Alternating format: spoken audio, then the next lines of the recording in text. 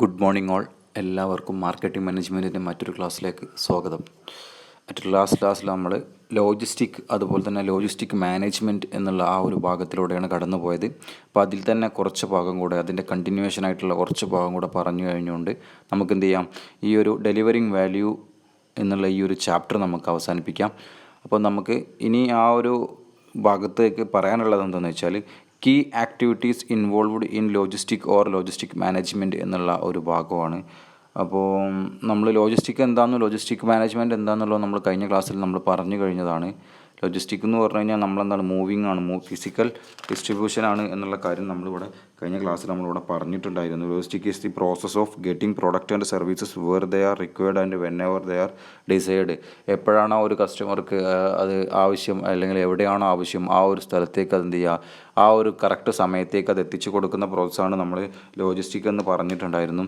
അതിൻ്റെ രണ്ട് ടൈപ്പ്, ഇൻബൗണ്ടും അതേപോലെ തന്നെ ഔട്ട്ബൗണ്ടും പറഞ്ഞു. ദെൻ ലോജിസ്റ്റിക് മാനേജ്മെൻറ്റ് നമുക്ക് എങ്ങനെ നല്ല രീതിയിൽ മാനേജ് ചെയ്യുക എന്നുള്ള കാര്യം നമ്മൾ ലോജിസ്റ്റിക്കിൻ്റെ കേസിൽ നമ്മൾ പറഞ്ഞു കഴിഞ്ഞു. ഇനി ഇവിടെ നെക്സ്റ്റ് പറയാനുള്ളതെന്ന് വെച്ചാൽ key activities involved in logistic or logistic management എന്നുള്ളൊരു ഭാഗമാണ്. അപ്പം ഇവിടെ പറയുന്നത് എന്താ വെച്ചാൽ ആ ലോജിസ്റ്റിക് അല്ലെങ്കിൽ ലോജിസ്റ്റിക് മാനേജ്മെൻറ്റിൽ ഇൻവോൾവ്ഡ് ആയിട്ടുള്ള കാര്യമായിട്ടുള്ള പ്രവൃത്തികൾ എന്തെല്ലാം എന്നുള്ളതാണ് ഇവിടെ പറയാനുള്ളത്. അപ്പോൾ നമുക്ക് ആലോചിച്ചാൽ മതിയാവും എന്തൊക്കെയാകും അതിലുള്ളത്, അല്ലെങ്കിൽ ഏതെല്ലാം തരത്തിലൂടെയാണ് ആ ഒരു ലോജിസ്റ്റിക് എന്നുള്ള പ്രോസസ്സ് കടന്നു പോകുന്നത് എന്നുള്ള കാര്യം നമുക്ക് ആലോചിച്ചാൽ മനസ്സിലാവും. ഇവിടെ നമുക്കൊരു 8 പോയിൻ്റ് കൊടുത്തിട്ടുണ്ട് എന്തൊക്കെയാണ് എന്നുള്ളത്. ജസ്റ്റ് നമുക്കൊന്ന് നോക്കിയിട്ട് പോവാം, കാര്യങ്ങൾ സ്പീഡായിട്ട് നമുക്ക് പറഞ്ഞു പോകാം. ഒന്നുമില്ല, ജസ്റ്റ് ഫസ്റ്റ് ആയിട്ട് ഇവിടെ പറയുന്നത് നെറ്റ്വർക്ക് ഡിസൈനാണ്. നെറ്റ്വർക്ക് ഡിസൈൻ എന്ന് പറഞ്ഞു കഴിഞ്ഞാൽ നമുക്ക് ശരിക്കും ആ ഒരു ലോജിസ്റ്റിക് നമ്മൾ ചെയ്യുന്ന അല്ലെങ്കിൽ നമ്മൾ ആ ഒരു ലോജിസ്റ്റിക് പ്ലാൻ അല്ലെങ്കിൽ ലോജിസ്റ്റിക് മാനേജ്മെൻറ്റ് ചെയ്യുന്ന സമയത്ത് നമ്മൾ എന്ത് ചെയ്യും, ശരിക്കും നമ്മുടെ ആ ഒരു നെറ്റ്വർക്കാണല്ലോ ഇത്.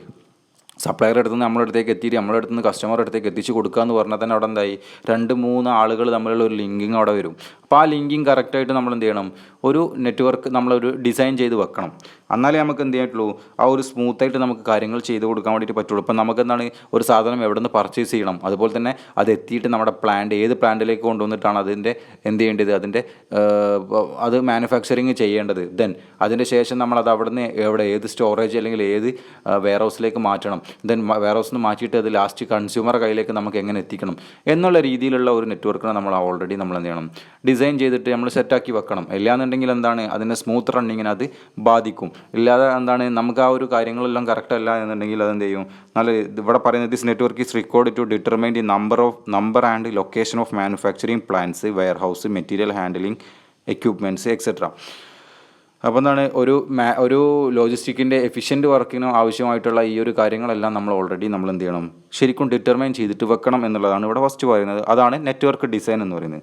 ദെൻ രണ്ടാമത്തെ പറയുക വെച്ചാൽ, ഇതിൽ തന്നെ നമ്മൾ രണ്ടാമത്തെ ഒരു ആക്ടിവിറ്റി ആയിട്ട് നമുക്ക് ലോജിസ്റ്റിക്കിൻ്റെ ഇതിൽ നമുക്ക് പറയാമെന്ന് വെച്ചാൽ ഓർഡർ പ്രോസസ്സിങ് എന്നുള്ള ഒരു സംഭവമാണ്. എന്താ വെച്ചാൽ അത് പ്രധാനപ്പെട്ട ഭാഗമാണ് ഓർഡർ പ്രോസസ്സിങ്. കാരണം എന്താ വെച്ചാൽ ഒരു കസ്റ്റമർ ഓർഡർ അല്ലെങ്കിൽ നമ്മുടെ ആർക്കാണോ ആവശ്യക്കാരൻ അയാളുടെ ഓർഡർ എന്നുള്ള സംഭവം നമുക്കൊരു പ്രധാനപ്പെട്ട സംഭവമാണ്. കാരണം എന്താ വെച്ചാൽ ആ ഓർഡറിന് നമ്മൾ ഇമ്പോർട്ടൻറ്റ് കൊടുത്തിട്ടില്ല എന്നുണ്ടെങ്കിൽ നമുക്ക് കിട്ടിയത് ഒരു 100 ഓർഡറാണ്. ആ 100 ഓർഡറിന് കറക്റ്റായിട്ട് 100 ഓർഡർ നമ്മളിപ്പോൾ അതിനുള്ള പ്രൊഡക്റ്റ് മാനുഫാക്ചർ ചെയ്തിട്ട് റെഡി ആയിട്ട് കൊടുക്കാൻ വേണ്ടിയിട്ട് പറ്റണം. അപ്പം എന്താണ്, നമ്മൾ ആ ഒരു ഓർഡർ എന്നുള്ള സംഭവം നമുക്കിപ്പോൾ കസ്റ്റമർ അടുത്ത് ഇവിടെ പറയുന്നുണ്ട്, customer order are very important in logistic management. Order processing include activities of receiving, handling, filing, recording of order.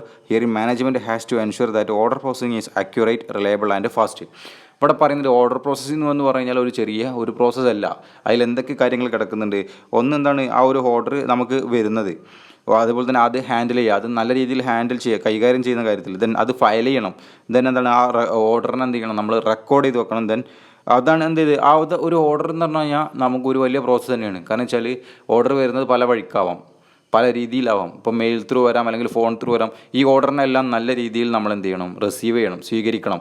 എന്നിട്ട് അത് കറക്റ്റായിട്ട് നമ്മൾ നോട്ട് ചെയ്ത് വെച്ചുകൊണ്ട് ആ ഓർഡറിൽ എന്തൊക്കെ പറഞ്ഞിട്ടുള്ളത് അതിനനുസരിച്ചുള്ള പ്രൊഡക്റ്റുകൾ നമ്മൾ നിർമ്മിച്ചുകൊണ്ട് എന്ത് ചെയ്യണം, അത് കസ്റ്റമറുടെ കയ്യിലേക്ക് കറക്റ്റ് എത്തിക്കാൻ വേണ്ടിയിട്ട് പറ്റണം. അപ്പോൾ അതാണ് ഇവിടെ രണ്ടാമതായിട്ടുള്ള ഒരു മെയിൻ ആക്ടിവിറ്റി വരുന്നത്, ഓർഡർ പ്രോസസ്സിങ്.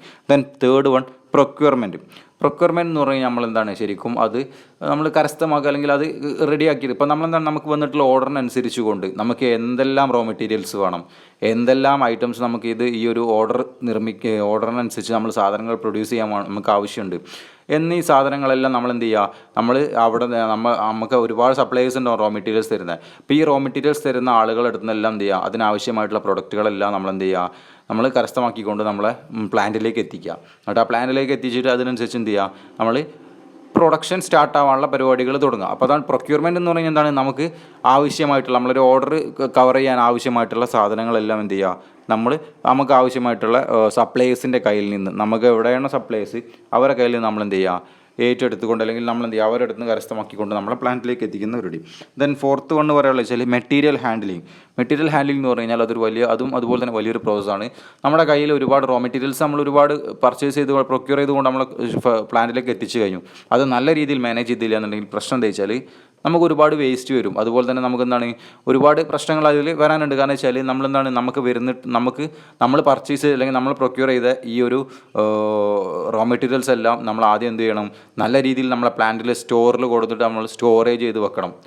വേണ്ടേ, അതിൻ്റെ ഇൻവെൻട്രി കാര്യങ്ങളെല്ലാം നമ്മൾ കറക്റ്റായിട്ട് കീപ്പ് ചെയ്ത് വെക്കണം. അപ്പം അത് കറക്റ്റായിട്ട് കീപ്പ് ചെയ്ത് വെച്ച് കഴിഞ്ഞാൽ നമുക്ക് എന്ത് ചെയ്യാൻ പറ്റും, ആവശ്യത്തിനനുസരിച്ച് കൊണ്ട് പ്രൊഡക്റ്റുകൾ എടുത്തുകൊണ്ട് നമുക്ക് എന്ത് ചെയ്യാൻ പറ്റും, റോ മെറ്റീരിയൽസ് എടുത്തുകൊണ്ട് നമുക്ക് എന്ത് ചെയ്യാൻ പറ്റും, പ്രൊഡക്റ്റ് പ്രൊഡ്യൂസ് ചെയ്യാൻ വേണ്ടിയിട്ട് പറ്റും. മാനുഫാക്ചറിങ് വളരെ ഈസി ആയിട്ട് നടത്താൻ വേണ്ടിയിട്ട് പറ്റും. അല്ലാത്ത പക്ഷം നമുക്ക് എന്ത് ചെയ്യും, ഒരുപാട് കോസ്റ്റ് കാര്യങ്ങളൊക്കെ നമുക്ക് കൂടും എന്നുള്ളതാണ് പറയുന്നത്. ഇവിടെ പറയുന്നത് എന്താ വെച്ചാൽ management has to ensure that the raw materials, parts, semi finished and finished goods are handled properly to minimize losses due to breakage, spoilage, etc. ഇപ്പോൾ നമുക്ക് എന്താണ് മറ്റുള്ള കേടുപാടുകളിൽ നിന്നും നഷ്ടങ്ങളിൽ നിന്നെല്ലാം നമുക്ക് അത് നികത്തണം എന്നുണ്ടെങ്കിൽ നമ്മൾ എന്ത് ചെയ്യണം, നല്ല രീതിയിൽ നമുക്ക് വന്നിട്ടുള്ള റോ മെറ്റീരിയൽസിനെയും അതുപോലെ തന്നെ നമ്മൾക്ക് വന്നിട്ടുള്ള മറ്റുള്ള ഗുഡ്സിനെയും നമ്മൾ എന്ത് ചെയ്യണം, പ്രോപ്പറായിട്ട് നമ്മൾ എന്ത് ചെയ്യണം, അതിനെ ഹാൻഡിൽ ചെയ്യണം, കൈകാര്യം ചെയ്യണം എന്നുള്ളതാണ് ഇവിടെ പറയുന്നത് material handling. Then fifth one inventory management. ഇവിടെ ഇൻവെൻട്രി മാനേജ്മെൻറ്റ് എന്ന് പറയുമ്പോൾ ഇവിടെ സംഭവം എന്താ വെച്ചാൽ ഇതെന്താണ്, നമ്മളെന്ത് ചെയ്യുക, ആ ഒരു കറക്റ്റായിട്ട് നമ്മളെ മെറ്റീരിയൽസ് നമ്മളെ ഹാൻഡിൽ ചെയ്യുക എന്ന് പറഞ്ഞല്ലോ നേരത്തെ, ആ ഹാൻഡിൽ ചെയ്യുന്ന മെറ്റീരിയൽസിനെ എന്ത് ചെയ്യുക, നമുക്ക് എത്ര പ്രൊഡക്റ്റ് ഉണ്ടാക്കാൻ വേണ്ടിയിട്ട് എത്ര റോ മെറ്റീരിയൽസ് വേണോ ആ റോ മെറ്റീരിയൽസിനെല്ലാം എന്ത് ചെയ്യുക, കറക്റ്റായിട്ട് എന്ത് ചെയ്യുക, നമ്മുടെ ആ ഒരു പ്രൊഡക്ഷൻ യൂണിറ്റിലേക്ക് നമുക്ക് കറക്റ്റായിട്ട് എത്തിച്ചു കൊടുക്കുക. ഇപ്പോൾ നമ്മുടെ സ്റ്റോറേജ് ഏരിയയിൽ നിന്നോ അല്ലെങ്കിൽ നമ്മുടെ വേറെ ഇതിൽ നിന്നോ നമ്മൾ എന്ത് ചെയ്യുക, ആ ഒരു നമുക്ക് ആവശ്യമായിട്ടുള്ള അപ്പോൾ എന്താണ് അതിനനുസരിച്ച് നമുക്ക് പ്രൊഡക്റ്റ് ഉണ്ടാക്കാം. ഇവിടെ എന്താണ് to provide a continuous flow of raw materials to match production requirements and to provide timely supply of goods to meet customer demand. കറക്റ്റായിട്ട് എന്ത് ചെയ്യുക, ആ ഒരു പ്രൊഡക്ഷൻ ഡിപ്പാർട്ട്മെൻറ്റിലേക്ക് എന്ത് ചെയ്യുക, നമ്മുടെ റോ മെറ്റീരിയൽസിന് എത്തിച്ചു കൊടുക്കുക. എന്നാൽ മാത്രമേ എന്തുള്ളൂ, പ്രൊഡക്ഷൻ നല്ല രീതിയിൽ നടക്കുള്ളൂ. അപ്പോൾ മാത്രമേ എന്തുള്ളൂ, ആ ഒരു പ്രൊഡക്റ്റിനെ കൺസ്യൂമർ കയ്യിലേക്ക് സമയത്തിൽ എത്തിക്കാൻ വേണ്ടിയിട്ട് പറ്റുള്ളൂ. അപ്പം അതാണ് ഇവിടെ നമ്മുടെ ഇൻവെൻട്രി മാനേജ്മെൻറ്റിലൂടെ കാര്യമായിട്ട് പറയാനുള്ളത്. ദെൻ സിക്സ്ത് വൺ പറയാനുള്ളത് വെച്ചാൽ പാക്കേജിങ് ആൻഡ് ലാബലിങ് എന്ന് പറഞ്ഞാൽ ആ ഒരു ഭാഗം നമ്മൾ ഇതിൻ്റെ തൊട്ട മുന്നത്തെ ചാപ്റ്ററിൽ നമ്മൾ പഠിച്ചു കഴിഞ്ഞതാണ്. എന്താണ് പാക്കേജിങ്, എന്താണ് ലാബലിങ്. അപ്പോൾ പാക്കേജിങ്ങും ലാബലിങ്ങും എന്ന് പറഞ്ഞു കഴിഞ്ഞാൽ നമ്മളിപ്പോൾ ഒരു പ്രൊഡക്റ്റ് നമ്മൾ പ്രൊഡ്യൂസ് ചെയ്ത് കഴിഞ്ഞു, ആ പ്രൊഡക്റ്റിനെ നമുക്ക് എന്ത് ചെയ്യണം, നല്ല രീതിയിൽ അതിനെ ഒരു ആകർഷകമായ രീതിയിൽ നമുക്കതിനെ പാക്ക് ചെയ്ത് മാറ്റണം. പാക്ക് ചെയ്തിട്ട് തന്നെ കൺസ്യൂമർ കയ്യിലേക്ക് എത്തിക്കുക എന്ന് പറഞ്ഞു കഴിഞ്ഞാൽ നല്ല രീതിയിൽ പാക്ക് ചെയ്തുകൊണ്ട് എത്തിച്ചില്ല എന്നുണ്ടെങ്കിൽ പ്രശ്നം എന്താ വെച്ചാൽ സാധനങ്ങൾ കേടുവരാനും അതുപോലെ തന്നെ മറ്റ് ഡാമേജുകൾ സംഭവിക്കാനുള്ള സാധ്യത കൂടുതലായതുകൊണ്ട് തന്നെ നമ്മൾ എന്ത് ചെയ്യും, നല്ല രീതിയിൽ ആകർഷകമായ ഒരു പാക്കിംഗ് ചെയ്യും. അതിലപ്പുറം നമ്മൾ എന്ത് ചെയ്യും, അതിൽ നമ്മുടെ പ്രൊഡക്റ്റിൻ്റെ ആ ഒരു കമ്പനീൻ്റെ പേരെന്താണോ ആ പേരും കാര്യങ്ങളും നെയിമിങ് ചെയ്യും, അഥവാ ലാബൽ ചെയ്യും. നമ്മൾ അതിൽ ചെയ്തുകൊണ്ട് കൺസ്യൂമർ കയ്യിലേക്ക് കറക്റ്റായിട്ട് എത്തിക്കും. അതാണ് നമ്മുടെ പാക്കേജിങ് ആൻഡ് ലാബലിങ്ങിൽ നമുക്ക് പറയാനുള്ളത്. ദെൻ നെക്സ്റ്റ് പറയാനുള്ളത് വെച്ചാൽ വെയർ ഹൗസിങ് എന്ന് പറഞ്ഞു കഴിഞ്ഞാൽ നമ്മുടെ ഫിനിഷ്ഡ് പ്രോഡക്റ്റ് ആയിട്ടുള്ള ഈ പാക്കേജിങ് എല്ലാം കഴിഞ്ഞിട്ട് ലാബലിംഗ് എല്ലാം കഴിഞ്ഞിട്ടുള്ള നമ്മുടെ അറ്റ് ലാസ്റ്റ് പ്രോഡക്റ്റ് കൺസ്യൂമർ കയ്യിലേക്ക് എത്തിക്കാനുള്ള പ്രോഡക്റ്റ് എന്ത് ചെയ്യും, നമ്മൾ ഒരു സ്ഥലത്ത് നിന്ന് മറ്റൊരു സ്ഥലത്തേക്ക് എത്തിക്കുന്നതിൻ്റെ ഇടയ്ക്ക് ചിലപ്പോൾ എന്ത് ചെയ്യും, അത് സംഭരിച്ച് വെക്കേണ്ട ആവശ്യം വരും. അല്ലെങ്കിൽ അതെന്താണ്, അത് കറക്റ്റായിട്ട് നമുക്ക് ഇപ്പോൾ നമുക്ക് ഇവിടെ കോഴിക്കോട് പ്ലാന്റിലുള്ള പ്രോഡക്റ്റ് കൊച്ചി ഏരിയയിലേക്ക് സപ്ലൈ ചെയ്യണം എന്ന് പറയുമ്പോൾ നമുക്ക് ചിലപ്പോൾ ഒരു പക്ഷേ കൊച്ചിയിൽ നമുക്ക് വെയർ ഹൗസിങ് അത്യാവശ്യമായിരിക്കും. കാരണം എന്താ വെച്ചാൽ കൊച്ചിയിലെ തന്നെ പല ഏരിയയിലേക്ക് ഇത് എത്തിച്ചു കൊടുക്കുക എന്ന് പറയുമ്പം ചിലപ്പം ഒരു ഇതിൽ നടക്കത്തില്ല. അപ്പോൾ എന്താണ്, ആ ഒരു സംഭവത്തിൽ നമുക്ക് എന്ത് വേണ്ടി വരും, കൊച്ചിയിൽ ഈ സാധനം ഒരുപാട് സമയം സ്റ്റോർ ചെയ്ത് വെക്കേണ്ട ആവശ്യങ്ങളൊക്കെ വരും. അപ്പോൾ എന്താണ്, ആ ഒരു സന്ദർഭത്തിൽ നമുക്ക് എന്താണ് ഇവിടെ ഒരു വെയർ ഹൗസിങ് എന്നുള്ള സംഭവം ഇവിടെ ഈ ഒരു കാര്യത്തിൽ അത്യാവശ്യമാണ്. പറയുന്നത് വെച്ചാൽ storage or warehousings that logistical activity which create the timely utility by storing goods from time of production till the time these are needed by ultimate consumers. ഒരു കൺസ്യൂമേഴ്സിൻ്റെ കയ്യിലേക്ക് എപ്പോഴാണ് അവരുടെ ആവശ്യം അപ്പോഴാണ് ആ സമയത്തേക്ക് എത്തിച്ച് കൊടുക്കാൻ വേണ്ടിയിട്ട് ചിലപ്പോൾ പ്രൊഡക്റ്റിനെ അല്ലെങ്കിൽ അതിൻ്റെ പ്രൊഡക്റ്റിനെ തന്നെ നമുക്ക് എന്ത് ചെയ്യേണ്ടി വരും, സ്റ്റോർ ചെയ്ത് വെക്കേണ്ടി വരും എന്നുള്ള കാര്യമാണ് ഇവിടെ പറയുന്നത്. ഓക്കെ, അപ്പോൾ അതാണ് വെയർ ഹൗസിങ്. അറ്റ് ലാസ്റ്റ് നമുക്ക് ഇവിടെ ഈ ഒരു കാര്യത്തിൽ പറയാനുള്ളത് എന്താ വെച്ചാൽ ട്രാൻസ്പോർട്ടേഷൻ എന്നുള്ള ഭാഗമാണ്. ട്രാൻസ്പോർട്ടേഷൻ നമുക്ക് എല്ലാവർക്കും അറിയാലോ, നമുക്ക് എന്താണ് ഗതാഗത സൗകര്യങ്ങൾ നമുക്ക് മസ്റ്റാണ് വേണ്ടേ. കാരണം വെച്ചാൽ ഇപ്പോൾ ഞാൻ പറഞ്ഞു കോഴിക്കോട് നിന്നും കൊച്ചിയിലേക്ക്, അപ്പോൾ ആ ഒരു സംഭവത്തിൽ നമുക്ക് ആ ഒരു പ്രൊഡക്റ്റിനെ കോഴിക്കോട് നിന്നും കൊച്ചിയിലേക്ക് എത്തിക്കുക എന്ന് പറഞ്ഞു കഴിഞ്ഞാൽ നമുക്ക് യാത്ര വാഹനങ്ങൾ വഴി തന്നെ നമുക്ക് എത്തിക്കാൻ വേണ്ടിയിട്ട് പറ്റുള്ളൂ. അപ്പോൾ എന്താണ് അതിനുള്ള സൗകര്യങ്ങളും എന്തിൽ മസ്റ്റാണ്, നമ്മുടെ ഈ ഒരു ലോജിസ്റ്റിക്കിൽ നമുക്ക് ലോജിസ്റ്റിക് മാനേജ്മെൻറ്റിൻ്റെ നമ്മൾ നോക്കുന്ന സമയത്ത് നമുക്ക് മസ്റ്റാണ്. ഇപ്പോൾ നമുക്ക് ട്രാൻസ്പോർട്ടേഷൻ്റെ ഒരുപാട് രൂപങ്ങൾ നമുക്കുണ്ട് അല്ലേ. ഇപ്പോൾ ഇവിടെ എന്താണ് നമുക്ക് പറയുന്നത്, transportation is that logistical activity which create place utility. Transportation needed for moving of raw materials from supplier to the manufacturing unit. സപ്ലയറുടെ അടുത്ത് നിന്ന് നമുക്ക് ഇത് ട്രാൻസ്പോർട്ടേഷൻ്റെ വിവിധ ആ ഒരു രൂപങ്ങളാണ് ഇവിടെ പറയുന്നത്. എന്താ വെച്ചാൽ ഒന്ന് റോ മെറ്റീരിയൽസ് എന്ത് ചെയ്യുക, സപ്ലയറുടെ അടുത്ത് നിന്ന് എന്ത് ചെയ്യുക, നമുക്ക് ഞാനൊരു പ്രൊഡക്റ്റ് ഞാൻ സോപ്പ് ഉണ്ടാക്കുന്ന ആളാണ്, അപ്പോൾ എനിക്ക് അതിൻ്റെ റോ മെറ്റീരിയൽസ് എന്ത് ചെയ്യണം, ബോംബെയിലാണ് കിടക്കുന്നത്. അപ്പോൾ ബോംബെയിൽ നിന്ന് എന്ത് ചെയ്യുക, ആ സാധനം എൻ്റെ അടുത്തേക്ക് എത്തിക്കുക. അപ്പോൾ അവിടെ എന്താ പറയുന്നത്, supplier to manufacture. Then moving of working progress within the plant. ഇപ്പോൾ ഞാൻ എത്തിയിട്ടുള്ള സംഭവം എൻ്റെ ആ ഒരു സ്ഥലത്ത് നിന്ന് എന്ത് ചെയ്യുക, എൻ്റെ വർക്ക് നടക്കുന്ന സ്ഥലത്തേക്ക് വീണ്ടും അത് എത്തിക്കുന്ന സംഭവം.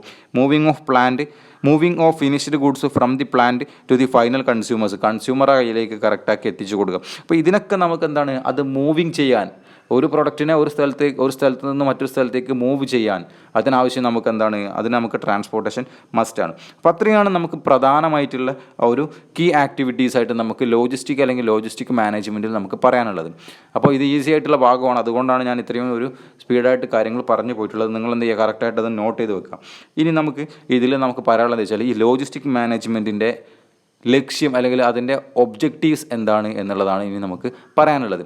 എന്തിനും വേണ്ടിയിട്ടാണ് അല്ലെങ്കിൽ എന്താണ് ഇതിൻ്റെ ഒരു സിഗ്നിഫിക്കൻസ് എന്താണെന്നുള്ളതാണ് നമുക്ക് ഇനി പറയാനുള്ളത്. അപ്പോൾ നോക്കുക, നമുക്ക് importance or significance or objectives of logistic മാനേജ്മെൻറ്റിൻ്റെ ഇമ്പോർട്ടൻസ്, പ്രാധാന്യം അല്ലെങ്കിൽ അതിൻ്റെ സിഗ്നിഫിക്കൻ്റ് അല്ലെങ്കിൽ അതിൻ്റെ ഒബ്ജക്റ്റീവ് എന്താ എന്നുള്ളതാണ് നമുക്കിവിടെ പറയാനുള്ളത്. അപ്പോൾ നമുക്ക് ആലോചിച്ചാൽ മതി എന്തിനാണ് നമ്മൾ ലോജിസ്റ്റിക്കിനെ കറക്റ്റായിട്ട് മാനേജ് ചെയ്യുന്നത്. നമുക്ക് അതിൽ നിന്ന് നമുക്ക് ഒന്നാമതായിട്ട് കാര്യം കിട്ടും, നമുക്ക് എന്ത് ചെയ്യണം, സമയത്തിന് അല്ലെങ്കിൽ അതെന്താണ് ആ ഒരു കറക്റ്റായിട്ട് നമുക്ക് കസ്റ്റമറുടെ കയ്യിലേക്ക് സാധനം എത്തിച്ചു കൊടുക്കുക എന്നുള്ളത് നമുക്ക് നമ്മുടെ മൈൻഡിൽ വരും. അതുപോലെ തന്നെ നമുക്ക് എന്താണ് ഒരുപാട് ഇങ്ങനെ നല്ല രീതിയിൽ മാനേജ് ചെയ്താൽ നമുക്ക് ഒരുപാട് കോസ്റ്റുകളൊക്കെ നമുക്ക് കുറയും എന്നുള്ള കാര്യങ്ങൾ വരും. ദെൻ നമുക്ക് എന്ത് ചെയ്യണം, എല്ലാ കാര്യങ്ങളും നമ്മളെ കയ്യിലുള്ള കിട്ടിയിട്ടുള്ള എല്ലാ സോഴ്സിനെയും നമുക്ക് കറക്റ്റായിട്ട് യൂട്ടിലൈസ് ചെയ്യാൻ വേണ്ടിയിട്ട് നമുക്ക് പറ്റും എന്നുള്ള കാര്യങ്ങളൊക്കെ നമുക്ക് പറയും. ഓക്കെ, അങ്ങനെ നമുക്ക് ഒരുപാട് കാര്യങ്ങളുണ്ട്. അതിൽ നമുക്കൊരു ഈ ഒരു ഇൻവെൻട്രി മാനേജ്മെൻറ്റ് നമ്മുടെ ഈ ലോജിസ്റ്റിക് മാനേജ്മെൻറ്റിൻ്റെ ഒരു ഇമ്പോർട്ടൻസ് ആയിട്ട് നമുക്ക് പറയാൻ പറ്റും. അപ്പോൾ നമുക്കത് എന്തൊക്കെയാണെന്നുള്ളത് നമുക്കൊന്ന് നോക്കാം. ഇവിടെ ഫസ്റ്റായിട്ട് പറയാനുള്ളത് എന്താ വെച്ചാൽ cost reduction and profit maximisation. എന്താ പറഞ്ഞാൽ മനസ്സിലായോ? നമ്മൾ ഏതൊരു കാര്യത്തിൽ ഇപ്പോൾ നമ്മളൊരു ഫേമിൽ ഒരു മാനേജറെ വെക്കുന്നത് എന്തിനാണ്, മാനേജർ എന്താണ് നല്ല രീതിയിൽ അതിനെ കറക്റ്റായിട്ട് നോക്കി ഒരു ബിസിനസ്സിനെ നോക്കിക്കൊണ്ട് നടക്കാൻ വേണ്ടിയിട്ടാണ് മാനേജറെ വെക്കുന്നത്. അപ്പോൾ അയാൾ ആ പ്രോസസ്സിനെ നമുക്ക് മാനേജ്മെൻറ്റ് അല്ലെങ്കിൽ അതിനെ നമുക്ക് അതങ്ങനെ പറയാൻ പറ്റും. അപ്പോൾ എന്താണ്, അപ്പോൾ അയാൾ എന്ത് ചെയ്യും, അതിൽ ആ ഒരു ഫേമിനകത്ത് എന്തെല്ലാം പ്രശ്നങ്ങളുണ്ടോ അതിനൊക്കെ നല്ല രീതിയിൽ നോക്കിക്കൊണ്ട് അവിടെ എന്തെല്ലാം കാര്യങ്ങളിൽ നമുക്ക് നഷ്ടം വരുന്നുണ്ടോ ആ നഷ്ടങ്ങളൊക്കെ നികത്തിക്കൊണ്ട് നല്ല രീതിയിൽ അയാൾ എന്ത് ചെയ്യും, നോക്കി നടത്തും. അപ്പം നമുക്ക് അതിനനുസരിച്ച് നമ്മളെ ഫേമിന് നമുക്ക് ലാഭം ഉണ്ടാവും. അപ്പോൾ അതേപോലെ തന്നെയാണ് ഇവിടെയും പറയുന്നത് എന്താണ്, ഒരു ഫേമിന് ഒരു ലോജിസ്റ്റിക് എന്നുള്ള പ്രോസസ്സിനെ അത് മാനേജ് ചെയ്യുക എന്ന് പറയുമ്പോൾ ആ ലോജിസ്റ്റിക്കിൻ്റെ പ്രോസസ്സിലുള്ള അഡീഷണൽ ആയിട്ടുള്ള എന്തൊക്കെ കാര്യങ്ങളുണ്ടോ അതിനൊക്കെ നല്ല രീതിയിൽ തരണം ചെയ്തുകൊണ്ട് നമുക്ക് വരുന്ന കാര്യങ്ങളെല്ലാം ഓരോ റോ മെറ്റീരിയൽസ് വന്നു കഴിഞ്ഞാൽ നല്ല രീതിയിൽ അതിനെ എടുത്തുകൊണ്ട് അല്ലെങ്കിൽ അതിനെ ഓവറായിട്ട് യൂസ് ചെയ്യാണ്ട് ആവശ്യത്തിനനുസരിച്ച് ഉപയോഗിച്ചുകൊണ്ട് കസ്റ്റമറുടെ നീഡ്സിനനുസരിച്ച് ഉപയോഗിച്ചുകൊണ്ട് ചെയ്യുമ്പോൾ നമുക്കവിടെ എന്ത് ചെയ്യും, നമുക്കവിടെ ചിലവുകൾ നമുക്ക് കുറയും, കോസ്റ്റ് നമുക്ക് കുറയും, നമുക്ക് എന്ത് ചെയ്യും, പ്രോഫിറ്റ് അവിടെ നമുക്ക് മാക്സിമൈസ് ചെയ്യാൻ വേണ്ടിയിട്ട് പറ്റും. അതാണ് ഒന്നാമത്തെ ഒരു ലക്ഷ്യമായിട്ട് നമുക്കിവിടെ ഈ ഒരു ലോജിസ്റ്റിക് മാനേജ്മെൻറ്റിൻ്റെ കാര്യത്തിൽ പറയാനുള്ളത്, cost reduction and profit maximisation. Then second one പറയുക time utility and place utility. Time utility എന്ന് പറഞ്ഞാൽ എന്താണ്, ഇവിടെ നമുക്ക് എന്താ efficient logistic management create time and place utilities on product. This made possible by making them available on time and at the proper destination. ഇവിടെ പറയുന്നത് വെച്ചാൽ ഈ ഒരു നല്ല രീതിയിലുള്ള ഒരു കറക്റ്റായിട്ടുള്ള എഫിഷ്യൻ്റ് ആയിട്ടുള്ള ഒരു ലോജിസ്റ്റിക് മാനേജ്മെൻറ്റ് ഉണ്ടെങ്കിൽ നമുക്ക് എന്ത് പറ്റും, ഒരു നല്ല രീതിയിൽ നമുക്ക് ആ ഒരു സമയത്ത് ഉപയോഗപ്പെടുത്തിക്കൊണ്ട് കറക്റ്റ് സമയത്ത് നമുക്ക് കാര്യങ്ങൾ എവിടെയാണോ വേണ്ടത് ആ ഒരു സ്ഥലത്തേക്ക് ഡെസ്റ്റിനേഷനിലേക്ക് നമുക്ക് എത്തിച്ചു കൊടുക്കാൻ വേണ്ടിയിട്ടും പറ്റും. അതാണ് എന്തുള്ളത് മറ്റൊരു ഒബ്ജക്റ്റീവായിട്ട് നമുക്കിവിടെ പറയാനുള്ളത്. ദെൻ അടുത്തത് കോമ്പറ്റിറ്റീവ് എഡ്ജ്. കോമ്പറ്റീഷൻ എന്ന് പറഞ്ഞാൽ എന്താണ്? മത്സരം തന്നെയാണ്. ഇവിടെ എന്ന് വെച്ചാൽ ഇവിടെ ഉദ്ദേശിക്കുന്നത് എന്താ വെച്ചാൽ നമുക്ക് ഒരുപാട് ഫേമുകൾ ഇപ്പോൾ നിലവിലുണ്ട്, അല്ലെങ്കിൽ ഒരുപാട് ലോജിസ്റ്റിക്കിന് ടീമുകളുണ്ട്, ലോജിസ്റ്റിക് നെറ്റ്വർക്ക് ഒരുപാടുണ്ട്. അപ്പോൾ എന്താണ്, ഒരാൾക്ക് ഇപ്പോൾ നിലവിൽ നിലനിന്ന് പിടിച്ചു നിന്ന് പോകണമെന്നുണ്ടെങ്കിൽ ഇപ്പോഴത്തെ സാഹചര്യത്തിൽ എന്താണ്, കടുത്ത മത്സരമാണല്ലേ. അപ്പോൾ എന്താണ്, നിലനിന്ന് പിടിച്ചു പോകണമെന്നുണ്ടെങ്കിൽ നല്ല രീതിയിലുള്ള സർവീസ്, അതുപോലെ തന്നെ നല്ല രീതിയിലുള്ള ആളുകളായിട്ടുള്ള ഒരു ഇടപഴകൽ, അതുപോലെ തന്നെ നല്ല രീതിയിൽ എന്ത് ചെയ്യുക, പറഞ്ഞ സമയത്ത് പറഞ്ഞ പ്രൊഡക്റ്റ് ആ ഒരു പറഞ്ഞ ക്വാണ്ടിറ്റിയിൽ എത്തിച്ചു കൊടുക്കുക എന്നുള്ള സംഭവം. അപ്പോൾ ഇതിനെല്ലാം നല്ല രീതിയിൽ മാനേജ് ചെയ്യണം. അപ്പോൾ എന്താണ്, ഒരു കോമ്പറ്റീഷനെ മീറ്റ് ചെയ്യണം എന്നുള്ള ഒരു സംഭവത്തിൽ, അല്ലെങ്കിൽ നമ്മുടെ എതിരാളിയെ നല്ല രീതിയിൽ നമുക്ക് എന്ത് ചെയ്യാം, മീറ്റ് ചെയ്യാൻ വേണ്ടിയിട്ട്, അല്ലെങ്കിൽ അതിനെ നല്ല രീതിയിൽ മീറ്റ് ചെയ്യണം എന്നുള്ള രീതിയിലാണ് എന്തിനെ നമ്മൾ ലോജിസ്റ്റിക് മാനേജ്മെൻറ്റ് നമ്മൾ കറക്റ്റായിട്ട് ചെയ്യുന്നത്. അല്ലെങ്കിൽ ലോജിസ്റ്റിക്കിനെ നല്ല രീതിയിൽ നമ്മൾ മാനേജ് ചെയ്യാനുള്ള ഒരു റീസൺ എന്താണെന്ന് വെച്ചാൽ, നമുക്കെന്താണ്, ഒരു കോമ്പറ്റീഷനാണ് ഇപ്പോൾ നിലവിലെ മാർക്കറ്റിലുള്ള കണ്ടീഷൻ. അപ്പോൾ ആ ഒരു കോമ്പറ്റീഷനെ നമുക്ക് നല്ല രീതിയിൽ മാനേജ് ചെയ്യണം, അല്ലെങ്കിൽ നല്ല രീതിയിൽ നമുക്ക് മീറ്റ് ചെയ്യണം എന്നുണ്ടെങ്കിൽ നമുക്കെന്താണ്, നമ്മുടെ ലോജിസ്റ്റിക്കിനെ നമുക്ക് നല്ല രീതിയിൽ കൈകാര്യം ചെയ്യാൻ അത് സാധ്യമാവില്ല.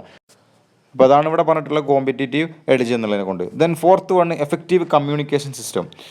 ഇവിടെ മറ്റുള്ള ഒരു എന്താണ്, നല്ല രീതിയിലുള്ള ഒരു കമ്മ്യൂണിക്കേഷൻ സിസ്റ്റത്തിനെ കുറിച്ചാണ് ഇവിടെ പറയുന്നത് വെച്ചാൽ, ഇവിടെ നമുക്ക് ലോജിസ്റ്റിക് മാനേജ്മെൻറ്റ് വളരെ ക്ലിയർ ആയിട്ട് നമുക്ക് മുന്നോട്ട് പോകണമെങ്കിൽ എന്ത് വേണം, ഒരു നല്ല ഒരു ആശയവിനിമയം അവിടെ കറക്റ്റായിട്ട് നടക്കണം. An efficient information system is must sound four logistic management, such as logistic management helps in developing effective communication system for continuous interface with the suppliers and rapid response to the consumer requirements. ഇപ്പോൾ എന്താണ്, നമ്മൾ എല്ലാവരായിട്ടും ആ ഒരു ഫേമിനെ സംബന്ധിച്ചിടത്തോളം അതെന്താണ്, എല്ലാവരായിട്ടും നല്ല രീതിയിലുള്ള ഒരു കമ്മ്യൂണിക്കേഷൻ നമുക്കവിടെ കീപ്പ് ചെയ്യൽ നിർബന്ധമാണ്. കാരണം എന്താ വെച്ചാൽ, അല്ലാത്ത പക്ഷം എന്താണ്, നമുക്ക് നമ്മളൊരു സപ്ലയറായിട്ട് നമുക്ക് കറക്റ്റായിട്ടൊരു കമ്മ്യൂണിക്കേഷൻ സിസ്റ്റം ഇല്ല എന്നുണ്ടെങ്കിൽ നമുക്ക് ആവശ്യമായിട്ടുള്ള റോ മെറ്റീരിയൽസിനെ നമുക്ക് സമയത്തേക്ക് നമുക്ക് കിട്ടില്ല, നമുക്ക് എത്തിക്കാൻ വേണ്ടിയിട്ട് പറ്റില്ല. കാരണം എന്താ വെച്ചാൽ, അവരായിട്ടൊക്കെ നല്ല രീതിയിൽ നമ്മളൊരു ആശയവിനിമയം നടത്തിക്കൊണ്ട് എപ്പോഴും ഉണ്ട് എന്നുണ്ടെങ്കിൽ മാത്രമേ നമുക്ക് എന്ത് ചെയ്യുള്ളൂ, ഒരു കസ്റ്റമർ ഓർഡർ വരുന്ന സമയത്തേക്ക് നമുക്ക് നമ്മളെ റോ മെറ്റീരിയൽസിനെ നമ്മളെ പ്ലാന്റിലേക്ക് എത്തിച്ചേർക്കാൻ വേണ്ടിയിട്ട് പറ്റുള്ളൂ. അപ്പോൾ എന്താണ്, അതുപോലെ തന്നെ നമ്മൾ കൺസ്യൂമേഴ്സിന് ഏറ്റവും നല്ല രീതിയിലുള്ള എന്ത് വേണം, ഒരു കമ്മ്യൂണിക്കേഷൻ സിസ്റ്റം നമുക്ക് മസ്റ്റാണ്. കാരണം എന്താ വെച്ചാൽ, കൺസ്യൂമേഴ്സ് അതിൻ്റെ ഓർഡർ സ്വീകരിക്കാനും അതുപോലെ അവരുടെ ഓർഡറിനനുസരിച്ച് കൊണ്ട് നമുക്ക് പ്രോഡക്റ്റുകൾ നിർമ്മിക്കണം എന്നുണ്ടെങ്കിൽ കൂടി നമുക്ക് എന്ത് വേണം, ഒരു നല്ല രീതിയിലുള്ള ഒരു കമ്മ്യൂണിക്കേഷൻ സിസ്റ്റം നമ്മൾ കൺസ്യൂമേഴ്സിന് ഏറ്റവും വേണം. ദെൻ നെക്സ്റ്റ് പറയാനുള്ളത് എന്താ വെച്ചാൽ, സൗണ്ട് ഇൻവെൻട്രി മാനേജ്മെൻറ്റ് എന്ന് കഴിഞ്ഞാൽ നല്ല രീതിയിലുള്ള ഒരു ഇൻവെൻട്രി മാനേജ്മെൻറ്റ് മസ്റ്റാണ്. സൗണ്ട് എന്ന് പറഞ്ഞു കഴിഞ്ഞാൽ കുറച്ച് അധികമായിട്ടുള്ള. അപ്പം നമുക്കെന്താണ്, ഒരു ഇൻവെൻട്രി മാനേജ്മെൻറ്റ് നമ്മൾ പറഞ്ഞു, സ്റ്റോക്കിനെ നമ്മൾ നല്ല രീതിയിൽ മാനേജ് ചെയ്യാൻ പറ്റണം, അല്ലെങ്കിൽ അത് ചെയ്യണം എന്നുള്ളതാണ് ഇതിൻ്റെ മറ്റൊരു ലക്ഷ്യമായിട്ട് നമുക്ക് പറയുന്നത്. അപ്പം ഇപ്പം നമുക്ക് ഒരുപാട് റോ മെറ്റീരിയൽസ് എന്ത് ചെയ്തു, സപ്ലയേഴ്സ് നമ്മൾ പ്ലാന്റിലേക്ക് എത്തിച്ചേർന്നു. ആ പ്ലാന്റിലേക്ക് എത്തിച്ചേർന്ന നമ്മൾ റോ മെറ്റീരിയൽസിനെ എന്ത് ചെയ്യണം, നല്ല രീതിയിൽ യൂട്ടിലൈസ് ചെയ്തിട്ടില്ല എന്നുണ്ടെങ്കിൽ, നല്ല രീതിയിൽ എന്ന് പറഞ്ഞു കഴിഞ്ഞാൽ നമ്മൾ ആ റോ മെറ്റീരിയൽസിനെ നമുക്ക് ഒരു പ്രോഡക്റ്റ് നിർമ്മിക്കാൻ വേണ്ടിയിട്ട് എത്ര അളവിലാണോ അതിൻ്റെ റോ മെറ്റീരിയൽസ് ആവശ്യം ആ അളവിലെടുക്കുക, അതിലപ്പുറം അത് കൂടുതൽ എടുത്തു കഴിഞ്ഞാൽ നമുക്ക് എന്ത് ചെയ്യും, ലോസ് ആയിട്ട് വരും. കാരണം എന്താ വെച്ചാൽ, അത് നമ്മളെ ഇൻവെൻട്രി മാനേജ്മെൻറ്റിലുള്ള ഒരു ഫോൾട്ടാണ്. കാരണം വെച്ചാൽ അതിനെ നല്ല രീതിയിൽ മാനേജ് ചെയ്തുകൊണ്ട് ആവശ്യമായിട്ടുള്ള പ്രൊഡക്റ്റുകൾ മാത്രം നമ്മൾ പ്ലാന്റിലേക്ക് എത്തിച്ചുകൊണ്ട് എന്ത് ചെയ്യുക, നമ്മൾ പ്രൊഡക്റ്റ് പ്രൊഡ്യൂസ് ചെയ്യാം. അപ്പോൾ മറ്റൊരു ഇതാണ്, നമ്മൾ ഇൻവെൻട്രി മാനേജ്മെൻറ്റിനെ നമ്മൾ നല്ല രീതിയിൽ മുന്നോട്ട് കൊണ്ടുപോകണം, അല്ലെങ്കിൽ നമ്മൾ നല്ല രീതിയിൽ മാനേജ് ചെയ്യണം എന്നുള്ളതാണ് ഈ ഒരു ലോജിസ്റ്റിക് മാനേജ്മെൻറ്റിൻ്റെ മറ്റൊരു ലക്ഷ്യമായിട്ട് നമുക്കിവിടെ പറയുന്നത്. Then next last one, customer satisfaction. ലാസ്റ്റായിട്ട് നമുക്ക് പറയുന്നത് കസ്റ്റമർ സാറ്റിസ്ഫാക്ഷൻ എന്ന് പറഞ്ഞു കഴിഞ്ഞാൽ, ഇവിടെ പറയാനുള്ളത് എന്താ വെച്ചാൽ, കസ്റ്റമറായിട്ട് കസ്റ്റമറെ ഒരു സംതൃപ്തിയാണ് ഇവിടെ മറ്റുള്ള ഒരു ലക്ഷ്യമായിട്ട് വേറെ പറയുന്നത്. കാരണം എന്താ വെച്ചാൽ, കസ്റ്റമേഴ്സിന് എന്ത് ചെയ്യണം, നല്ല രീതിയിൽ ആ ഒരു പ്രൊഡക്റ്റിനെ അവർക്ക് മനസ്സിന് സംതൃപ്തി കൊടുക്കുന്ന രീതിയിൽ നമുക്ക് എത്തിച്ചു കൊടുക്കാൻ വേണ്ടിയിട്ട് പറ്റണം. കാരണം ഇത് കഴിഞ്ഞിട്ട് നമുക്ക് ഒരു ആഫ്റ്റർ സർവീസുകൾ, ദെൻ ടൈമിൽ നമ്മൾ ഡെലിവറി, പിന്നെ അവർ പറയുന്ന സ്ഥലത്തേക്ക് നമ്മൾ ആ ഒരു സ്ഥലത്തേക്ക് നമ്മൾ എത്തിച്ചു കൊടുക്കുക, അതേപോലെ തന്നെ പറയുന്ന സമയത്തിനും മുന്നായിട്ട് നമുക്ക് എത്തിച്ചു കൊടുക്കാൻ വേണ്ടിയിട്ട്, അങ്ങനെയൊക്കെ ആ ഒരു കസ്റ്റമർ സാറ്റിസ്ഫാക്ഷൻ, ഒരു കസ്റ്റമറെ സംതൃപ്തിയാക്കിയിട്ട് എന്ത് ചെയ്യുക, കാര്യങ്ങൾ ചെയ്ത് കൊടുക്കുക എന്നുള്ളത് കൂടാണ് മറ്റൊരു ലക്ഷ്യമായിട്ട് നമുക്ക് ലോജിസ്റ്റിക് മാനേജ്മെൻറ്റിൽ നമുക്ക് പറയാനുള്ളത്. അപ്പോൾ ഇത്രയാണ് നമ്മളെ ഈ ഒരു ലോജിസ്റ്റിക് മാനേജ്മെൻറ്റിൻ്റെ ഒബ്ജക്റ്റീവ്സ് അല്ലെങ്കിൽ ഇമ്പോർട്ടൻസ് ആയിട്ട് നമുക്കിവിടെ പറയാനുള്ളത്. ഓക്കെ, അപ്പോൾ ഇതിൽ ആർക്കും വലിയ ഡൗട്ട് ഉണ്ടാവില്ല എന്ന് വിചാരിക്കുന്നു. ഇതൊക്കെ നമുക്ക് നോർമലി അറിയാവുന്ന ഭാഗമായതുകൊണ്ട് ഇങ്ങനെ പെട്ടെന്ന് പറഞ്ഞു പോയതാണ്. ദെൻ നമുക്ക് ഇവിടെ നെക്സ്റ്റ് ഈ ഒരു സപ്ലൈ ചെയിൻ മാനേജ്മെൻറ്റ് എന്നുള്ള ഒരു ഭാഗം കൂടെ പറഞ്ഞിട്ട് നമുക്ക് ഈ ഒരു ഭാഗം നമുക്ക് അവസാനിപ്പിക്കാം. ഇവിടെ പറഞ്ഞതെന്ന് വെച്ചാൽ, ലോജിസ്റ്റിക് മാനേജ്മെൻറ്റും സപ്ലൈ ചെയിൻ മാനേജ്മെൻറ്റും തമ്മിലുള്ള ഡിഫറൻസ് എന്താണെന്നുള്ളതാണ് പറയുന്നത്. ഓക്കെ, അപ്പം difference between logistic management and supply chain management. അപ്പോൾ നമുക്കിവിടെ സപ്ലൈ ചെയിൻ മാനേജ്മെൻറ്റ് എന്താണെന്നുള്ള ജസ്റ്റ് ഒരു മീനിങ് നോക്കാം. സപ്ലൈ ചെയിൻ മാനേജ്മെൻറ്റ് എന്താണ്, ഇത് നമ്മൾ ഒരു പുതുതായിട്ട് ഇപ്പോൾ ഇവിടെ അടുത്ത് വന്നിട്ടുള്ളൊരു സംഭവമാണല്ലേ, സംഭവമാണ്. നമ്മളെന്താ വെച്ചാൽ സപ്ലൈ ചെയിൻ മാനേജ്മെൻറ്റിൽ അടങ്ങിയിട്ടുള്ളതാണ് നമ്മുടെ logistic management.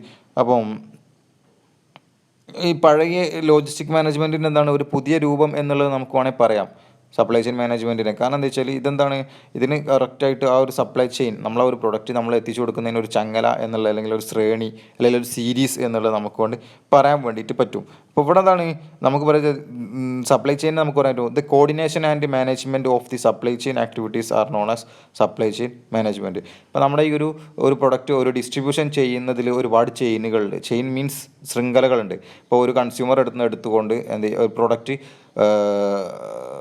Supplier, then manufacture, then distributor, then consumer, ഇങ്ങനെ 4 ആളുകൾ എന്ത് ചെയ്യുന്നു സപ്ലൈ ചെയിനിൽ ഇൻക്ലൂഡഡ് ആണ്. കാരണം എന്താ വെച്ചാൽ സപ്ലയർ അടുത്ത് റോ മെറ്റീരിയൽസ് എടുത്തുകൊണ്ട് മാനുഫാക്ചർ അത് ഉണ്ടാക്കിയതിന് ശേഷം പിന്നെ ഡിസ്ട്രിബ്യൂട്ടർ എടുത്ത് ഏൽപ്പിക്കും. ഡിസ്ട്രിബ്യൂട്ടർ എന്ത് ചെയ്യും, അത് കറക്റ്റ് കൺസ്യൂമർ കയ്യിലേക്ക് എത്തിച്ചു കൊടുക്കും. അപ്പോൾ എന്താണ് ഇതെന്തൊരു ഒരു പഴയ ലോജിസ്റ്റിക്കിൻ്റെ ഒരു പുതിയ ഒരു ഫോമായിട്ട് വന്നിട്ടുള്ളതാണ്. അപ്പോൾ നമുക്ക് ഇതിൻ്റെ രണ്ടിൻ്റെ ഡിഫറൻസ് എന്താണെന്നുള്ളത് കൂടി ജസ്റ്റ് ഒന്ന് നോക്കിയിട്ട് നമുക്ക് എന്ത് ചെയ്യാം, ഈ പാഠം നമുക്ക് അവസാനിപ്പിക്കാം. അപ്പോൾ ഇവിടെ പറയുന്നത് എന്താ വെച്ചാൽ ഫസ്റ്റായിട്ട് നമുക്ക് ഇവിടെ ഈ ഡിഫറൻസ് നോക്കുക. മീനിങ് ലോജിസ്റ്റിക് മാനേജ്മെൻറ്റിൻ്റെ മീനിങ് എന്താണെന്ന് വെച്ചാൽ the process of integrating the movement and maintenance of goods in and out of the organisation in logistic. ഇവിടെ നമുക്കറിയാലോ, നമുക്കെന്താണ് ഈ ലോജിസ്റ്റിക് മാനേജ്മെൻറ്റ് എന്ന് പറഞ്ഞാൽ നമ്മുടെ ഒരു മാനുഫാക്ചറിങ് യൂണിറ്റിൻ്റെ പുറത്തേക്കും അകത്തേക്കും ഉള്ള രീതിയിലുള്ള, പുറത്തേക്കും അകത്തേക്കും എന്ന് പറഞ്ഞു കഴിഞ്ഞാൽ ഇൻബൗണ്ടും അതേപോലെ ഔട്ട്ബൗണ്ടും ആയിട്ടുള്ള നമ്മുടെ ഈ ഒരു റോ മെറ്റീരിയൽസ് ആൻഡ് ഫിനിഷ്ഡ് ഗുഡ്സിൻ്റെ കറക്റ്റായിട്ടുള്ള മൂവ്മെൻറ്റിനാണ് ഇവിടെ ലോജിസ്റ്റിക്, അത് നല്ല രീതിയിൽ മാനേജ് ചെയ്യുന്നതിനാണ് ലോജിസ്റ്റിക് മാനേജ്മെൻറ്റ് എന്ന് പറയുന്നത്. സപ്ലൈ ചെയിൻ മാനേജ്മെൻറ്റ് എന്നത് coordination and management of supply chain activities are known as supply chain management. അപ്പോൾ നമ്മൾ ആ സപ്ലൈ ചെയിൻ മാനേജ്മെൻറ്റിലുള്ള ആക്ടിവിറ്റീസ് എന്തെല്ലാമാണോ ആ ആക്ടിവിറ്റീസിനെല്ലാം നല്ല രീതിയിൽ കോർഡിനേറ്റ് ചെയ്തുകൊണ്ട് നല്ല രീതിയിൽ സ്മൂത്തായിട്ട് മുന്നോട്ട് കൊണ്ടുപോകുന്നതിന് സപ്ലൈ ചെയിൻ മാനേജ്മെൻറ്റ് എന്ന് പറയുന്നു. ഇതിൻ്റെ നമ്മുടെ ലോജിസ്റ്റിക് മാനേജ്മെൻറ്റിൻ്റെ ഒബ്ജക്റ്റീവ് എന്താണെന്ന് വെച്ചാൽ പ്രധാനമായിട്ടും കസ്റ്റമർ സാറ്റിസ്ഫാക്ഷൻ ആണ്. അപ്പോൾ സപ്ലൈ ചെയിനിലാകുമ്പോൾ അത് കോമ്പറ്റീറ്റീവ് അഡ്വാൻറ്റേജസ് ആയിട്ട് മാറും. അപ്പോൾ കാരണം എന്താ വെച്ചാൽ ഇവിടെ ലോജിസ്റ്റിക് മാനേജ്മെൻറ്റ് കറക്റ്റ് കൺസ്യൂമർ കയ്യിലേക്ക് അത് എത്തിച്ചു കൊടുക്കുക എന്നുള്ളത് പറയുമ്പോൾ സപ്ലൈ ചെയിനിൽ എന്താണ് അവിടെ ഒരുപാട് ആക്ടിവിറ്റീസ് ഒരേ സമയത്ത് ഇൻക്ലൂഡഡ് ആണ്. ഒരുപാട് ആ ഒരു ചെയിനിലുള്ള ഒരുപാട് ആളുകൾ അതിൽ ഇൻക്ലൂഡഡ് ആണ്. അപ്പോൾ അവരെല്ലാം നല്ല രീതിയിൽ മാനേജ് ചെയ്തുകൊണ്ട് നല്ല രീതിയിൽ മുന്നോട്ട് കൊണ്ടുപോയാൽ മാത്രമേ നമുക്ക് പിടിച്ചു നിൽക്കാൻ വേണ്ടിയിട്ട് പറ്റുള്ളൂ എന്നുള്ളതാണ് ഇവിടെ പറയുന്നത്. ദെൻ ഇതിൻ്റെ ഇവല്യൂഷൻ എന്ന് പറഞ്ഞു കഴിഞ്ഞാൽ logistic management concept logistic has been evolve earlier. അപ്പം ഇത് ഈ ഒരു ലോജിസ്റ്റിക് മാനേജ്മെൻറ്റ് എന്ന് പറഞ്ഞു കഴിഞ്ഞാൽ സംഭവം എന്ന് പറഞ്ഞു കഴിഞ്ഞാൽ ഒരുപാട് കാലങ്ങൾ മുന്നേ ഉള്ള സംഭവമാണ്. പെട്ടെന്നുള്ള ഒരു സംഭവമൊന്നുമല്ല. ലോജിസ്റ്റിക് മാനേജ്മെൻറ്റ് ഞാൻ ഒരുപാട് കാലങ്ങൾ മുന്നേ ഇത് കണ്ടിന്യൂസ് ആയിട്ട് തുടർന്നുകൊണ്ട് ഇരിക്കുന്ന സംഭവമാണ്. എന്നാൽ supply chain management is A modern concept. ഇതെന്താണ് ഒരു പുതിയ കൺസെപ്റ്റാണ്. ലോജിസ്റ്റിക് മാനേജ്മെൻറ്റിൻ്റെ ഒരു പുതിയ രൂപമായിട്ട് നമുക്ക് മുന്നിട്ട് വന്നിട്ടുള്ള സംഭവമാണ്. Then number of organisation involved. ലോജിസ്റ്റിക്കിലാണെന്നുണ്ടെങ്കിൽ ഒരു സിംഗിൾ ടീമിൻ്റെ സപ്ലൈ ആണ് നമ്മൾ എന്ത് ചെയ്യണേ ഈ ഒരു, അല്ലെങ്കിൽ അവരുടെ ആ ഒരു പ്രൊഡക്റ്റിൻ്റെ മൂവ്മെൻ്റ് ആണ് ഇതിൽ വരുന്നത് ഈ ഒരു ലോജിസ്റ്റിക് മാനേജ്മെൻറ്റിൽ വരുന്നത്. അപ്പം എന്താണ് അവിടെ സിംഗിൾ എന്ന് പറയാം. ഇപ്പോൾ ഒരു കമ്പനിയെ മാത്രമേ അവിടെ കേന്ദ്രീകരിച്ചുകൊണ്ട് നടത്തുന്ന പ്രവൃത്തിയെ നമുക്ക് എന്ത് ചെയ്യാം, അതിനകത്ത് ചെയ്യുന്ന പ്രവർത്തനമാണ് നമ്മളോട് ലോജിസ്റ്റിക് എന്ന് പറയാം. പക്ഷേ സപ്ലൈ ചെയിൻ എന്ന് പറഞ്ഞാൽ എന്താണ്, ചിലപ്പോൾ ഒരുപാട് ഫേം അതിൽ ഇൻക്ലൂഡഡ് ആയിക്കാരം. ആ ഒരു സപ്ലൈയിൽ 2-3 ചെയിൻ ഉണ്ടാവാം. കാരണം വെച്ചാൽ ഒരു ഡിസ്ട്രിബ്യൂട്ടർ ആവില്ലുണ്ടാവാം, ചിലപ്പോൾ 2-3 ഡിസ്ട്രിബ്യൂട്ടേഴ്സ് ഉണ്ടാവാം. അപ്പോൾ 2-3 കമ്പനികളാവാം. ദെൻ അതുപോലെ തന്നെ അവരുടെ എന്താണ് അതിന് ഇടനിലക്കാർ ചിലപ്പോൾ 2-3 കമ്പനികളാവാം, വേറെ ടീമുകളാവാം. അപ്പോൾ എന്താണ് ഇതൊക്കെ എന്താണ് അത് മറ്റുള്ള ഓർഗനൈസേഷൻസ് എങ്ങനെ ഇൻവോൾവ് ആയിട്ടുണ്ട് എന്നുള്ളതാണ് അതിൽ പറയുന്നത്. ദെൻ നെക്സ്റ്റ് പറയാനുള്ളത് എന്താ വെച്ചാൽ റിലേഷൻഷിപ്പ് വിത്ത് മറ്റുള്ളവരായിട്ടുള്ള ഒരു റിലേഷൻഷിപ്പ് എങ്ങനെയാണെന്നുള്ളത്. Logistic management is the part of supply chain management. Logistic management എന്ന് പറഞ്ഞാൽ എന്താണ് സപ്ലൈ ചെയിൻ മാനേജ്മെൻറ്റിൻ്റെ അതിൻ്റെ ഒരു പാർട്ടാണ്. ഇപ്പോൾ സപ്ലൈ ചെയിൻ മാനേജ്മെൻറ്റ് തന്നെ വലിയൊരു പ്രോസസ്സാണല്ലോ, അതിൻ്റെ ഒരു ചെറിയ ഭാഗമാണ് ഇത് ലോജിസ്റ്റിക് മാനേജ്മെൻറ്റ്. ദെൻ സപ്ലൈ ചെയിൻ്റെ കേസിൽ നോക്കുമ്പോൾ supply chain management is the new version of logistic management. Logistic മാനേജ്മെൻറ്റിൻ്റെ ഒരു പുതിയ വെർഷൻ. കാരണം വെച്ചാൽ ലോജിസ്റ്റിക് മാനേജ്മെൻറ്റ് എന്ന് പറഞ്ഞാൽ ഒന്നുകൂടി ഒരു ചുരുങ്ങിയ രൂപമാണ്. അതിനെ വികസിപ്പിച്ചെടുത്തുകൊണ്ട് ഒന്നുകൂടെ വൈഡാക്കിക്കൊണ്ട് ചെയ്തിട്ടുള്ള ഒരു രൂപമാണ് ഇത് supply chain management. Okay, at last നമുക്ക് പറയാൻ വെച്ചാൽ അതിൻ്റെ ഫോക്കസ് അത് ഏതിനെയാണ് കേന്ദ്രീകരിക്കുന്നത് വെച്ചാൽ on transportation and storage of goods.